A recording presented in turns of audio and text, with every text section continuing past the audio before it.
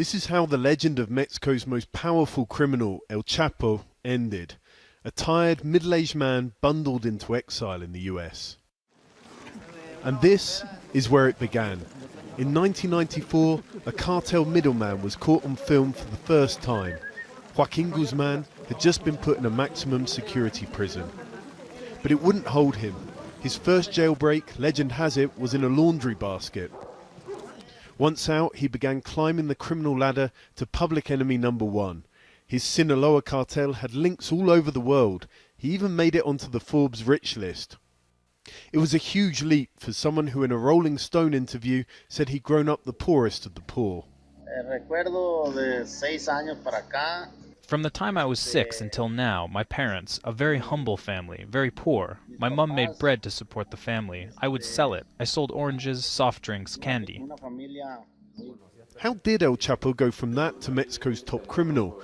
We asked someone who'd known him for years. Everyone was waiting for him to come home because then there would be a party with 10 or 12 bands of musicians. It was beautiful, and he gave out gifts.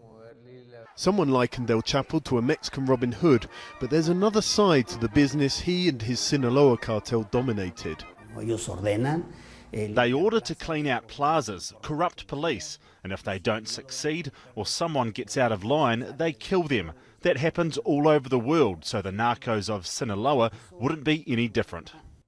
In 2014, the authorities caught up with El Chapo again, but the great escape artist repeated his trick, this time disappearing through his cell floor into a tunnel complete with electric lighting and a getaway bike. Mexico's government was humiliated. El Chapo's legend grew. He headed back to the place he knew best.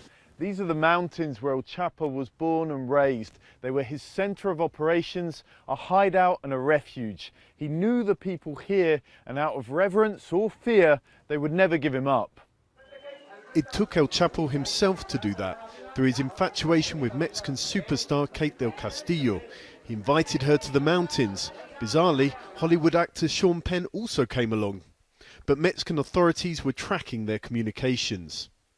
Once the celebrities left, the net tightened. Finally, Joaquin Guzman was taken in January 2016.